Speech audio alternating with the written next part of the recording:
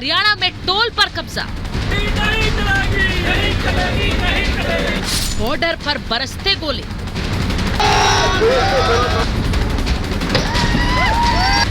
कुरुक्षेत्र में उतरे मोदी, किसानों ने भारत बंद बुलाया, देश की राजधानी के आसपास बवाल मच गया। हरियाणा पंजाब बॉर्डर पर हंगामा, हिंसा और आंसू गैस के गोले दागे जा रहे हैं, क्योंकि पंजाब से लेकर हरियाणा तक किसानों का आंदोलन हिंसक होता जा रहा है। धुआंधार पथराव, जोरदार झड़प, रेल रोकने के बाद आंदोलनकारियों ने टोल प्लाजा पर कब्जा कर लिया। लाठी डंडे के दम पर सरकार को करोड़ों रुपए की शपथ लगा दी तो शंभू बॉर्डर पर भगदड़ मच गई। शंभू बॉर्डर पर तस्वीरें देखिए, यहाँ पर टीयर गैसेस दोबारा छोड़े गए हैं। हमारे ठीक पीछे भी देखिए, यहाँ भी टीयर गैसेस के जो कार्ट्रिजेस से गिरे हैं और लोग अपने मुंह को मफलर से, गमछे से ढक रहे हैं।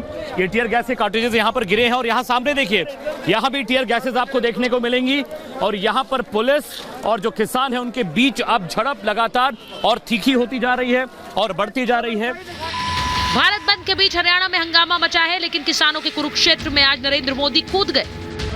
रेवाड़ी में पीएम मोदी ने हरियाणा को करीब 10,000 करोड़ के विकास कार्यों की सौगात दी और उग्र होते आंदोलनकारियों को संदेश देते हुए किसानों से मन की बात की।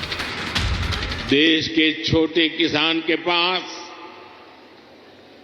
बैंकों को गारंटी देने के लिए कुछ नहीं था। मोदी ने उन्हें पीएम किसान सम्मान निधि की गारंटी दी। मोदी जब देश के किसानों के लिए उनकी सरकार के काम बता रहे थे तो विरोधी 2024 में मोदी को रोकने का प्लान बना रहे थे। क्या मोदी हटाओ की इस साजिश की बिसात पर विरोधियों ने किसानों को आगे कर दिया है? पंजाब से लेकर हरियाणा और यूपी से लेकर दिल्ली तक आंदोलनकारियों के कंधों पर मोदी विरोधी बंदूक रखकर चला रहे हैं। व्यवहार से पता लगता है कि कोई ना कोई सपोर्ट उनको है ही। आखिर रोकने में तो पंजाब सरकार भी उनको अपनी जगह पर रोक ही सकती है, नहीं रोकी है तो कहीं कुछ ना कुछ अंडरस्टैंडिंग तो रही होगी। और दिल्ली वाले तो ये कहते हैं कि हाँ, हम तो किसान के मूवमेंट के साथ हैं। किसानों की आड़ में कांग्रेस हो, आम आदमी पार्टी हो, कम्युनिस्ट पार्टी हो, यह सब जो रोटी सेकने की कोशिश कर रहे हैं, इससे इनको फायदा नहीं होगा। किसानों का आंदोलन कभी अराजक नहीं हो सकता। यह आंदोलन किसानों का नहीं है। किसानों को तो बरगला करके कुछ संख्या में जरूर बुलाए हैं उसके अंदर, लेकिन यह आंदोलन कोई और चला रहा है। खट्टर का यह दावा हवा में नहीं है। केजरीवाल और भगवंत मान ने आंदोलन की आग को भड़काने में कोई कसर नहीं छोड़ी है। पंजाब में मान सरकार ने उपद्रवियों को नहीं रोका, उल्टा हरियाणा पुलिस के ड्रोन पर नोटिस थमा दिया।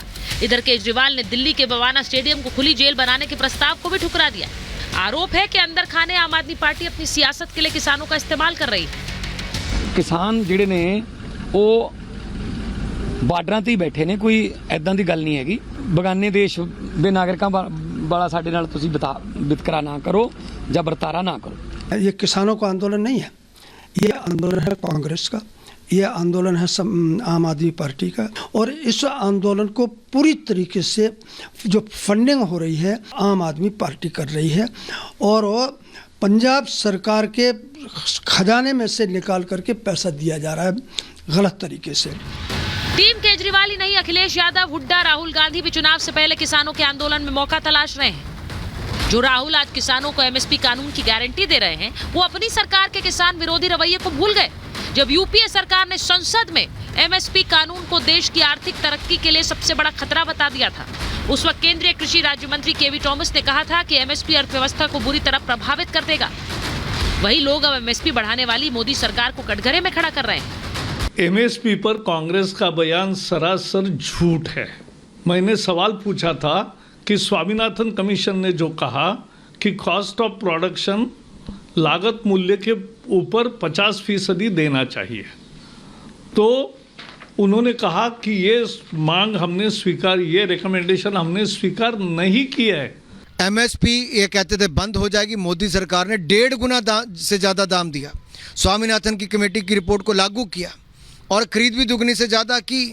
ये आंकड़े दिखाते हैं कि राहुल गांधी झूठे हैं, झूठ बोल रहे हैं, देश को भ्रमित और गुमराह कर रहे हैं। काम हो रहा है, बातचीत चल रही है, फिर बवाल और धमकी क्यों दी जा रही है? क्या 24 के चुनाव से 2 महीने पहले विपक्ष मोदी को पछाड़ने के लिए किसानों की आड़ ले रहा है, ताकि 400 पार जाते मोदी के विजय रथ को सियासी कुरुक्षेत्र में रोका जा सके? Bureau report, Republic Bharat.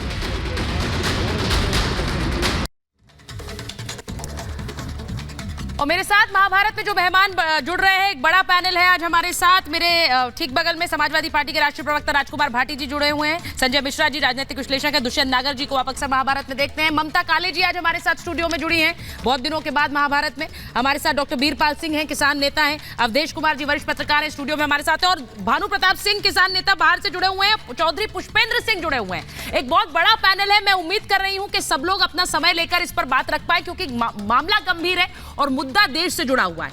मैं सबसे पहले इस पूरे मामले में जो राजनीति हो रही है, दुष्यंत जी, राजनीति हो रही है कि नहीं हो रही है, पहले आपसे पूछती हूं, क्योंकि जिस तरह के बयान आते हैं। देखिए, अगर राजनीति हो रही है तो मैं समझता हूं अगर एमएसपी दिलाने के लिए कोई राजनीतिक दल सहयोग कर रहा है तो उसका स्वागत करना चाहिए, और प्रत्येक राजनीतिक दल के कार्यकर्ता को किसान की आवाज को मजबूती देनी चाहिए। मैं भारतीय जनता पार्टी के साथियों से भी कहूंगा, सरकार अलग है, भाजपा अलग है। भाजपा के भी जो कार्यकर्ता हैं, उनके परिवार के लोग खेती किसानी करते हैं। एमएसपी किसान मांग रहा है, कोई ताजमहल नहीं मांग रहा। जब किसान की जमीन को बेचने के लिए एक सर्कल रेट फिक्स है, फिक्स सर्कल रेट से कम पे स्टैम्प पेपर नहीं लग सकता, उतना ही देना पड़ेगा जितना तय है।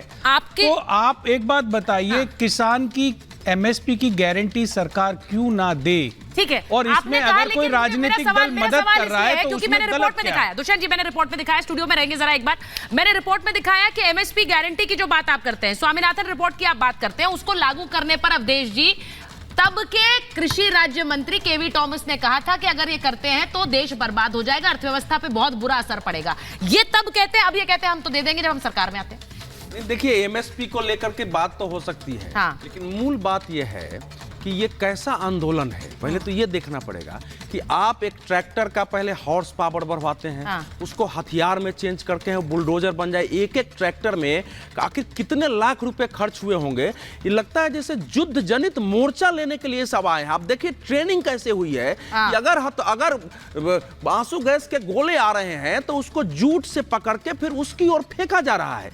तो ये आप आंदोलन कर रहे हैं कि आप युद्ध लड़ने आए हैं। इसके पीछे कौन सी शक्तियां है? जो जिसके नेता है डब्बेलवाल जी, वो कह रहे हैं कि देखो हम तो पहले से परेशान हैं क्योंकि मोदी की लोकप्रियता बढ़ रही है, देश से अच्छा नहीं है। वो सरकार के साथ बात कर रहे हैं। देखिए, इसके इशू होंगे किसान के, लेकिन इशू से बड़ा इशू ये है कि इतना डरावना, इतना उग्र, इतना हिंसक और पूरी तैयारी से कि हमको युद्ध लड़ना है, उसके आ रहे हैं 6-6 महीने का राशन लेके। ये कैसा आंदोलन है? भारत में 6 महीने का राशन लेकर आ रहे हैं, 6-6 महीने का। नहीं, दुष्यंत जी एक बार ओपनिंग रिमार्क सबसे, एक बार ओपनिंग रिमार्क सबसे मैं आपके पास बताना चाहता हूं कि किसी पुलिस वाले को चोट लगी क्या अभी तक?